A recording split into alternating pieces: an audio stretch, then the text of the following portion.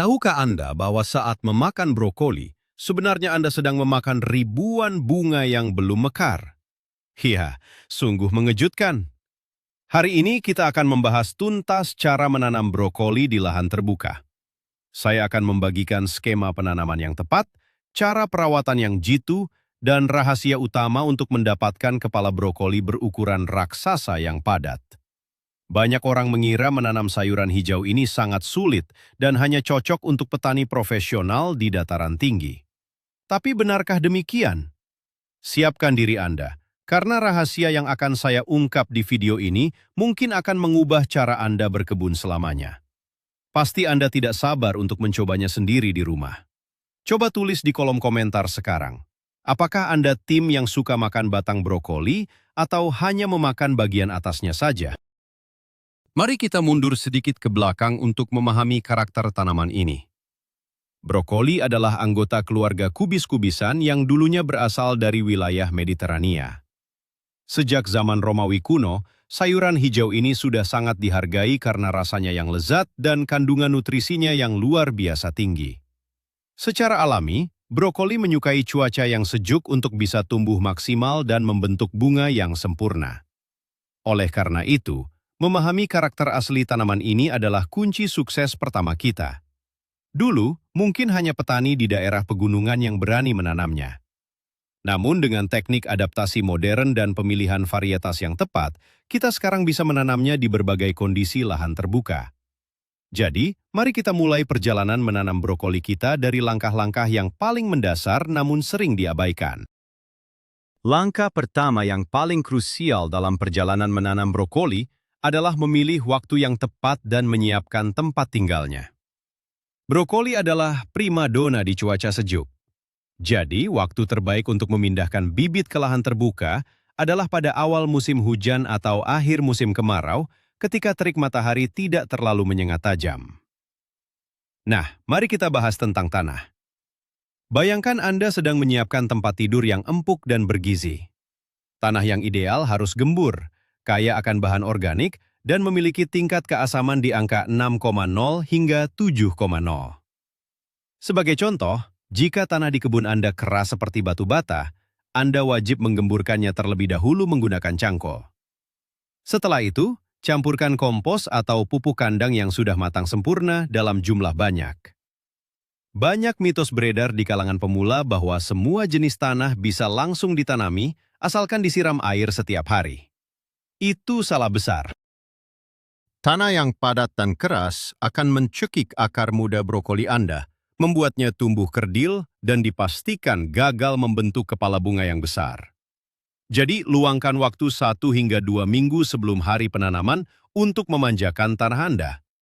Tambahkan juga sedikit kapur pertanian jika tanah Anda terlalu asam. Persiapan lahan yang matang dan sabar adalah pondasi utama yang tidak boleh Anda lewati jika mendambakan panen brokoli raksasa di akhir musim nanti. Setelah rumahnya siap, mari kita bicarakan tentang siapa yang akan menghuninya. Memilih bibit brokoli yang sehat adalah kunci kedua yang paling sering diremehkan. Jangan pernah asal cabut atau asal beli bibit yang terlihat layu dan kurus. Bibit yang benar-benar siap pindah tanam ke lahan terbuka biasanya memiliki 4 hingga 6 helai daun sejati. Batangnya harus tegak, kuat, dan berwarna hijau segar, bukan kekuningan apalagi memiliki bercak coklat.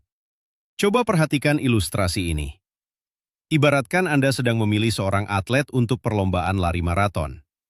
Anda pasti akan memilih seseorang yang terlihat bugar, tegap, dan berotot, bukan yang loyo dan sakit-sakitan. Begitu juga dengan tanaman brokoli. Bibit yang kurang gizi di masa kecilnya akan sangat sulit mengejar ketertinggalan saat dipindah ke tanah yang luas. Ada sebuah mitos usang yang mengatakan bahwa bibit yang kecil justru akan tumbuh lebih cepat dan liar setelah dipindah tanam ke bedengan. Jangan percaya hal itu. Bibit yang kerdil justru sangat rentan mengalami stres lingkungan dan paling mudah diserang oleh hama tanah yang kelaparan.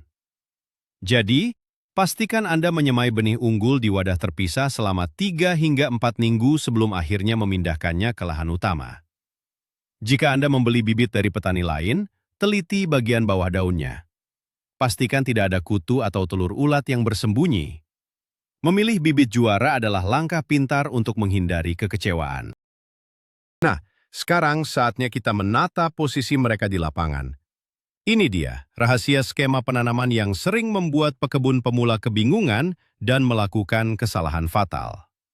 Tanaman brokoli butuh ruang bernapas dan ruang yang luas untuk melebarkan daun-daunnya. Jarak tanam yang ideal adalah 40 hingga 50 cm antar tanaman di dalam satu baris. Sedangkan jarak antar barisnya adalah sekitar 60 cm. Mengapa jarak yang terkesan jauh ini sangat penting? Mari kita ambil contoh kehidupan manusia di dalam gerbong kereta api yang penuh sesak. Jika Anda berdesakan parah, Anda pasti merasa kepanasan, sulit bernapas lega, dan akan sangat mudah tertular virus flu, bukan? Tanaman brokoli juga merasakan hal yang sama persis. Jika ditanam terlalu rapat, mereka akan saling sikut untuk berebut nutrisi di dalam tanah, berebut air hujan, dan berebut sinar matahari. Akibatnya, kepala brokoli yang dihasilkan akan sangat kecil, mungkin hanya sebesar bola tenis. Lebih parah lagi, sirkulasi udara yang buruk di antara daun yang saling berdempetan akan mengundang penyakit jamur dengan sangat cepat. Mitos bahwa menanam rapat akan menghasilkan jumlah panen yang lebih banyak secara total adalah sebuah kebohongan besar dalam berkebun brokoli. Kenyataannya, Anda hanya akan memanen lautan daun dengan bunga yang kerdil. Berikan jarak yang lapang agar daun lebar brokoli bisa menyerap energi matahari secara maksimal. Proses memindahkan bibit brokoli dari wadah semai ke lahan terbuka tidak bisa dilakukan secara sembarangan dan terburu-buru. Waktu paling aman dan disarankan untuk melakukan ritual pindah tanam ini adalah pada sore hari yang teduh atau saat cuaca memang sedang mendung. Mengapa harus menunggu sore hari? Karena kita ingin memberi bibit muda waktu semalaman penuh untuk beradaptasi dengan lingkungan dan suhu yang baru tanpa harus langsung menghadapi sengatan terik matahari siang yang mematikan. Buatlah lubang tanam yang cukup dalam di bedengan untuk menampung seluruh bola akar beserta tanah bawaan dari persemaian. Masukkan bibit secara perlahan, lalu timbun dengan tanah di sekitarnya hingga mencapai batas pangkal leher akar. Jangan menimbunnya terlalu tinggi hingga mengubur pangkal batang daun pertama. Tekan tanah di sekelilingnya dengan lembut agar bibit bisa berdiri kokoh. Tapi ingat, jangan ditekan terlalu keras hingga memadatkan tanah sekitarnya. Sebuah contoh kasus yang sering terjadi adalah pemula memindahkan bibit di siang bolong. Lalu tanaman itu terkapar layu dalam hitungan jam dan tidak pernah bangkit lagi. Ini yang disebut dengan syok pindah tanam yang parah. Mitosnya, jika tanaman layu di siang hari, cukup disiram air dingin sebanyak-banyaknya saja. Padahal, syok akibat panas ekstrim bisa memasak dan merusak sistem akar halus secara permanen. Segera setelah bibit ditanam di sore hari, berikan siraman air yang cukup untuk menghilangkan rongga udara di dalam tanah. Brokoli adalah tanaman yang sangat rakus akan air. Namun anehnya, dia juga sangat benci jika kakinya terendam air terlalu lama. Kunci dari perawatan penyiraman brokoli yang benar adalah menjaga tingkat kelembapan tanah agar tetap konsisten, stabil, dan sama sekali tidak becek. Di minggu-minggu pertama setelah pindah tanam, Anda mungkin harus menyiramnya setiap hari jika cuaca sedang cerah dan kering. Namun, setelah sistem akar menancap kuat ke dalam bumi, Anda bisa mulai mengurangi frekuensinya secara bertahap. Cara terbaik dan teraman untuk menyiram brokoli adalah dengan mengalirkan air langsung ke dasar batang tanaman, tepat menempel di permukaan tanah. Jangan pernah menyiram dari atas kepala tanaman seperti membuat hujan buatan. Mengapa demikian? Sebagai ilustrasi, bayangkan air hujan yang tertahan di lekukan daun brokoli yang sangat lebar dan bergelombang.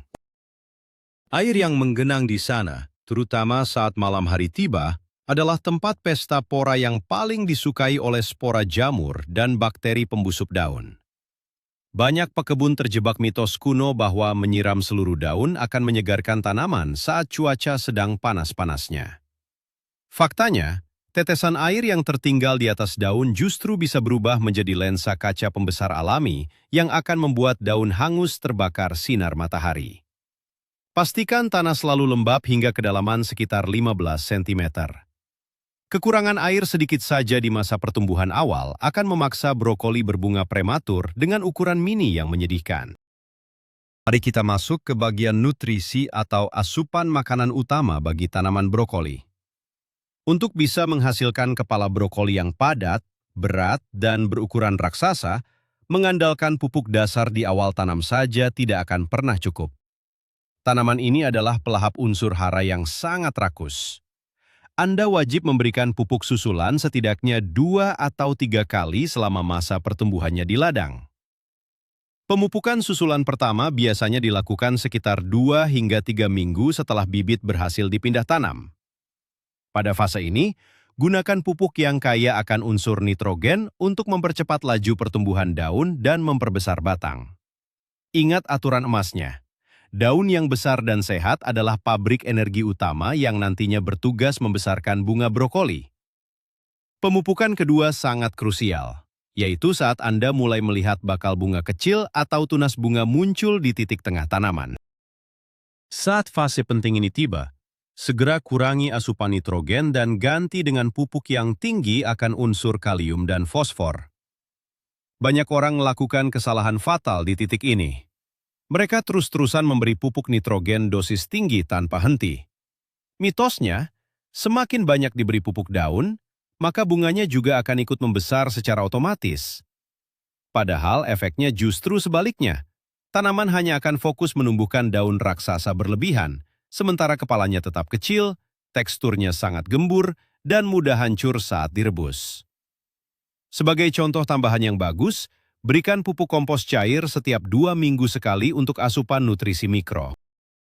Tantangan terbesar dan paling menakutkan dalam berkebun di lahan terbuka adalah datangnya tamu tak diundang, yaitu kawanan hama perusak. Sayangnya, brokoli sangat disukai oleh ulat daun kubis yang rakus, kutu kebul, dan siput babi.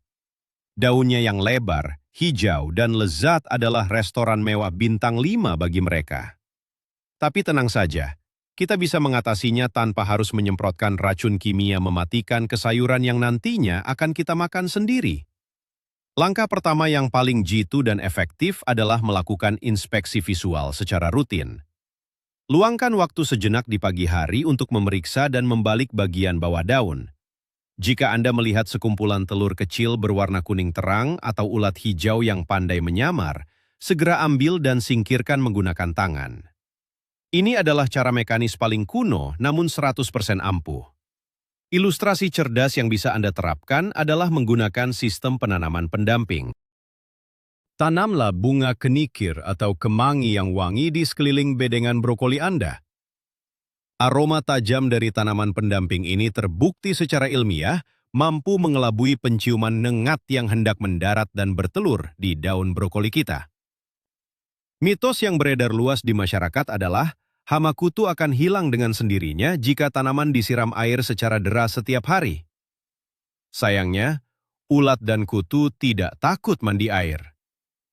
Jika tingkat serangan mulai terlihat parah, Anda bisa meracik pestisida nabati buatan sendiri dari rendaman daun mimba dan bawang putih yang disemprotkan di sore hari.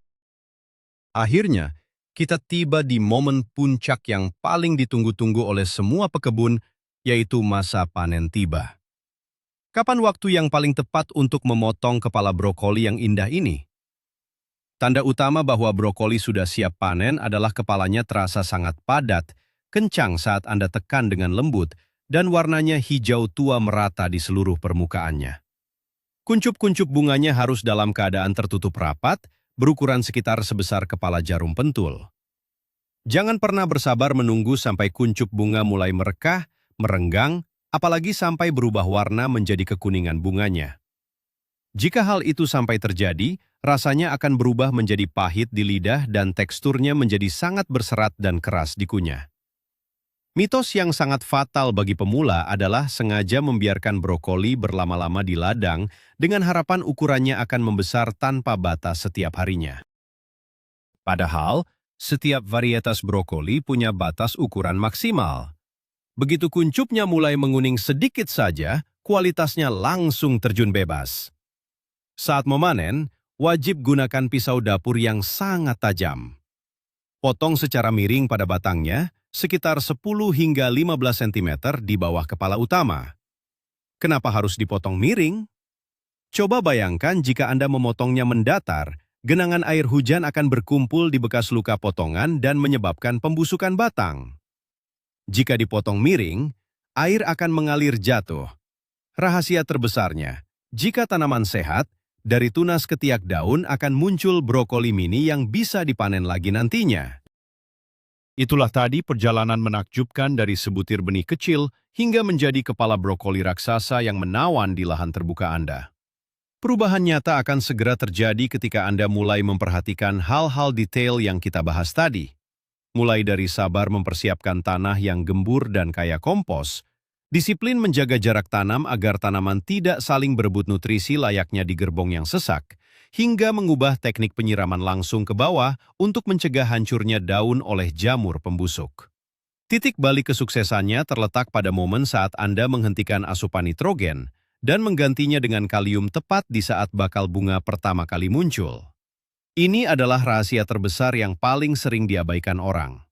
Bayangkan kepuasan luar biasa saat Anda membawa masuk ke dapur kepala brokoli besar, padat, dan sehat hasil keringat Anda sendiri, yang pastinya 100% bebas dari racun kimia berbahaya. Sungguh pencapaian yang membanggakan, bukan? Terima kasih banyak sudah meluangkan waktu menonton panduan berkebun kita hari ini. Jika Anda merasa video ini bermanfaat, jangan lupa untuk menekan tombol subscribe, berikan jempol atau like Anda, dan bagikan video ini ke teman-teman Anda. Nah, sekarang saya punya satu pertanyaan untuk Anda. Jenis hama apa yang paling sering membuat Anda frustrasi saat menanam sayuran di pekarangan rumah? Ayo, tuliskan keluh kesah dan pengalaman Anda di kolom komentar di bawah, dan mari kita diskusikan solusinya bersama-sama.